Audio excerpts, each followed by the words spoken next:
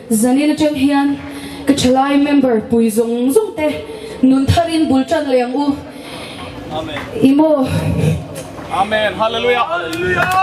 Hallelujah. ke po hian mo tinna engma ka nei lo ma se mo pathian nung zui.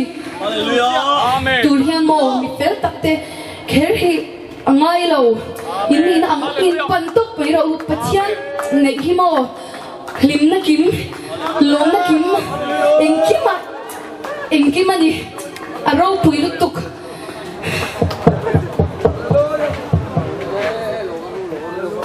pathian ro pui na nun na thar di la kan sang e